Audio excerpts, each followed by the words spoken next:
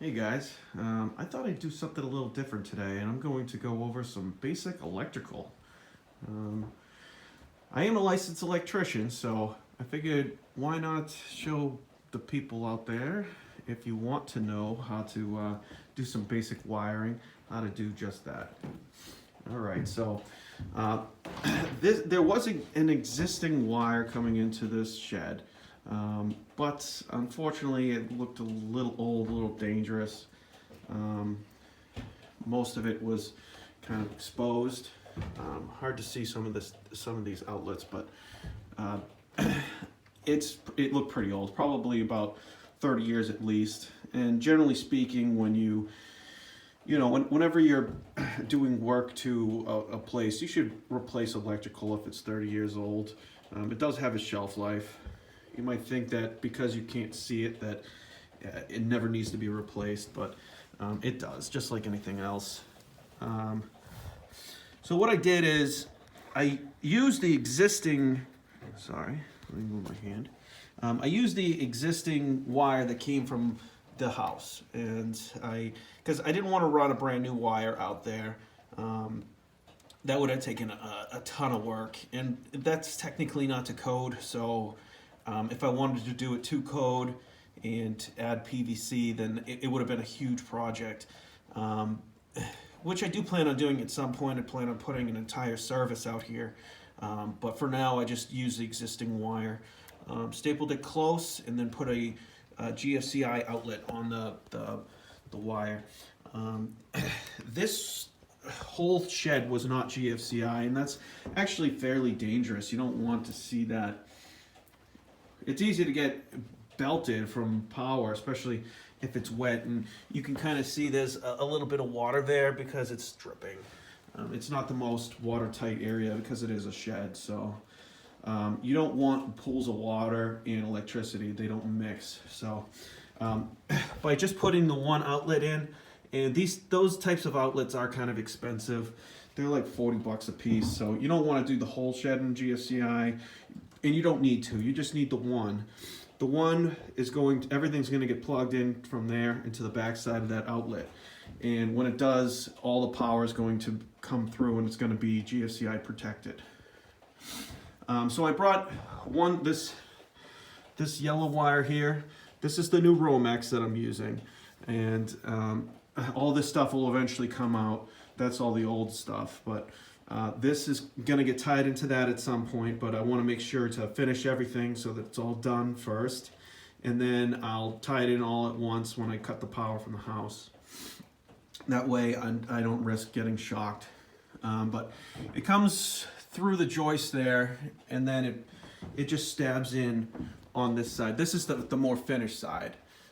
This shed right here is in a lot better shape than the old one that is in here. This is the old shed, which eventually I kind of even want to tear down, but not currently. But this is going to be my main workspace, so I wanted the power to be out here. So we poke through the wall there, and then we come up.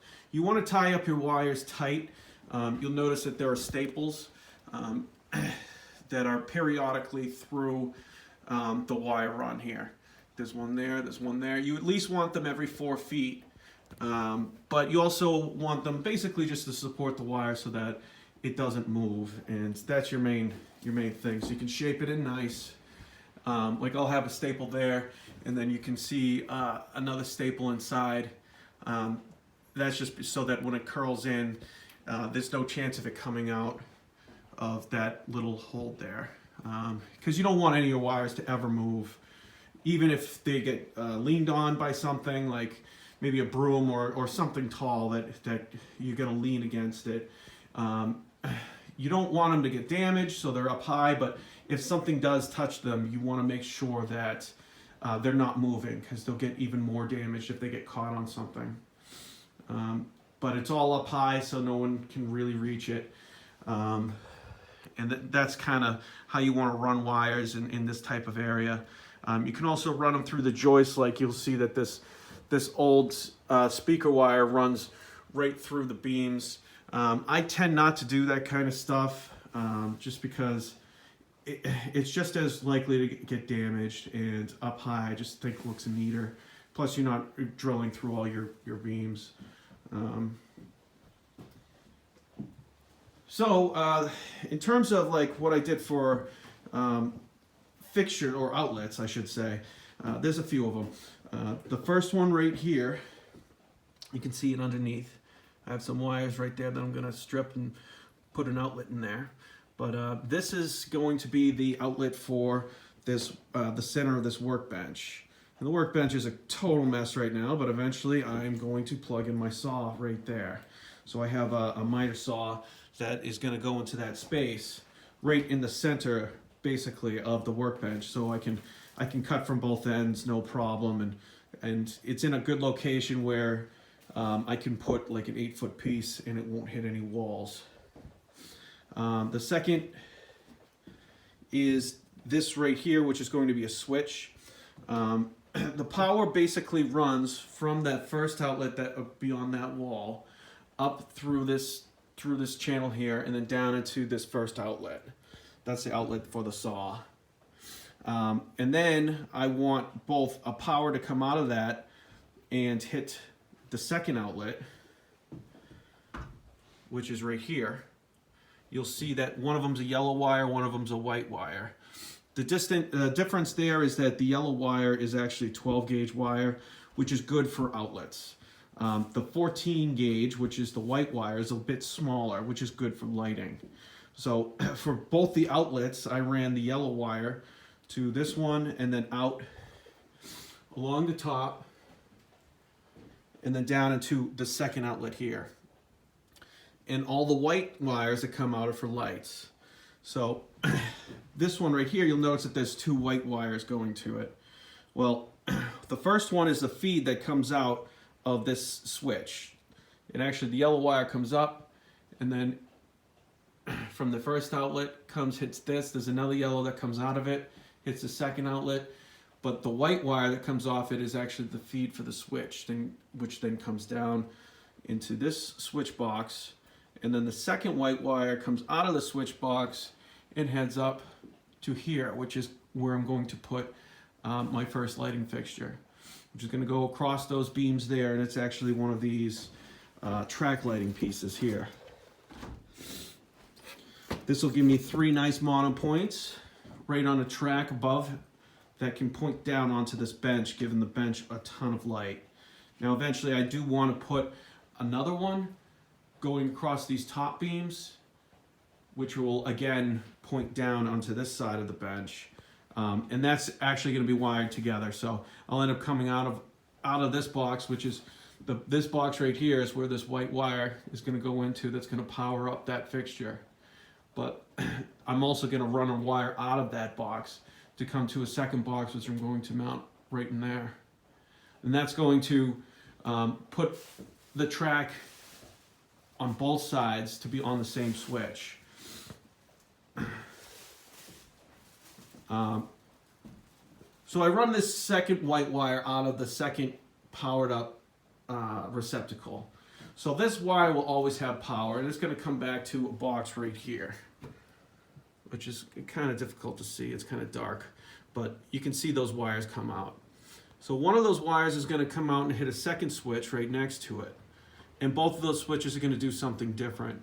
So for the first switch, it's coming up with that first wire and it heads up to the top there. Now that is where I'm going to put my main light for this area, because just this location, it can light up the entire shed. It's right overhead, so it's difficult to see it. You know, it's not like you're staring directly at it, so you can make it be extremely bright and not have to worry about it blinding people. But it will give a ton of illumination to an area this size. And this is the type of light that I chose. It's 3 monopoint lights that are going to be angled down to each area of the shed, the left, the right, and the center. And that's going to light everything up.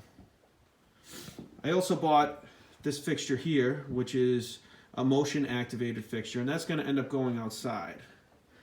But outside, right outside, well, I do want light so that I can walk up to the garage and have this become illuminated, because right now it's pitch black. You know, I can't have that. If I want to come out here at night, then that's just not going to work for me. So I want that to turn on with the motion as I walk out here.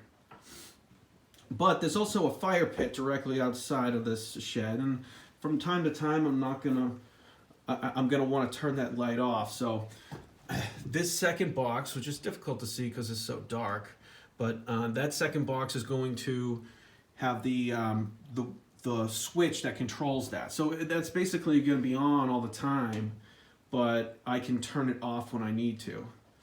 So the feed is going to come out and it's going to hit a box that I'm going to mount in those studs there, and then I'm going to drill through the wood and put that outside fixture on the other side of this wall, high enough where, you know, the door's not going to smash into it if the wind catches it. So that's going to be all my lighting fixtures, 1, 2, and 3. Eventually I'm going to add a lighting fixture up here but I might not even need it. We'll see how much light comes once I plug everything in. But I'll have the 2 outlets, both on the workbench. I'll have the switch for this area is going to be in clear access of the bench itself. So you might not need it and you won't use it, but if you are working on it, then you can use that whenever you want. I'm going to have a main switch that's going to control the entire shed, and I'm going to have just a service switch for outside that's going to control the light outside if I want to turn it off. And that's it.